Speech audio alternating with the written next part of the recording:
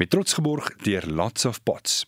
Hi, ek is Cornelia Hietge vir Marula Media en ek keer vandag saam met Karen Viljoen, 'n landskapsargitek, hier by Lots of Pots in Lynnwood in Pretoria en ons gaan meer oor ornamentele grasse leer. Karen, wat is ornamentele grasse en hoe kies ek die regte grasse vir my tuin?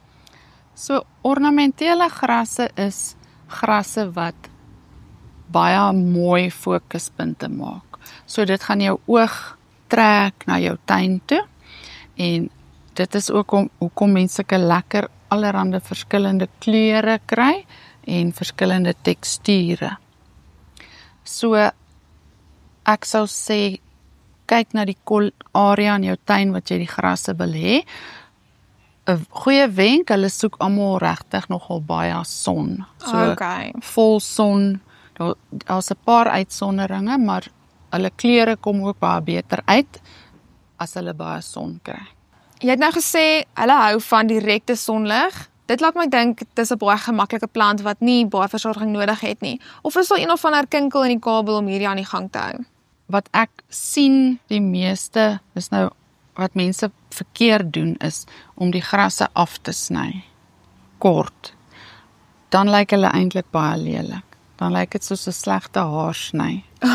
So daar is party spesies wat 'n bietjie meer wilder is, soos hierdie en hierdie, wat jy na die winter verkleur hulle, dan word hulle blare bruin. Dan kan jy hulle omtrent so hier afsny en dan gaan hulle weer in die lente baie nuwe groeiseltjies maak. Die ander, as jy hulle wil meer maak, soos byvoorbeeld nou hierdie een, as jy hom nou uit die sakkie uithaal, dan sal jy sien, hierdie is nou 'n klomp, kan ons maar sê aparte grasies hier in die sak. So, hulle kan baie maklik verdeel word. So as jy 'n lekker bos het wat al lekker vol is, kan jy dit ook dan net so voor die lente uithaal, mooi opdeel en dan versprei jy hulle weer in jou tuin en dan hulle maak hulle self meer. So ook hierdie kleintjies.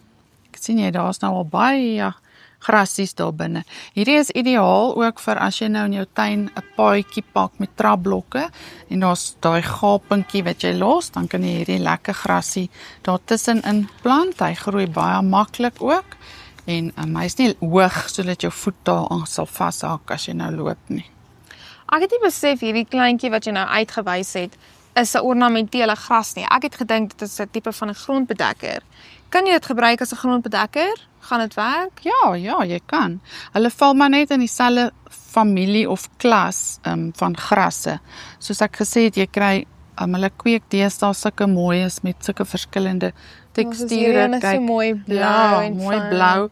En as jy hulle kombineer, die blou en die geel, en dan bietjie wit, en dan kry mense hierdie ene wat baie hoog word. Hy word seker so maklik 1 na 1,5 meter hoog. So. En dan het hy hierdie mooi purperkleure aan hom en hy maak ook so nie opvallende saadjie wat baie nogal lyk soos hierdie. Ja, dis baie mooi. Dit is bietjie ingewikkeld, maar as mens kyk na die grasse se teksture sal jy maklik kan sien watter moet jy afsny en watter nie, of anders kom net hier by Lots of Pots en hulle sal vir jou mooi raad gee. Skakel volgende week weer in wanneer Karen oor ervarings gaan gesels.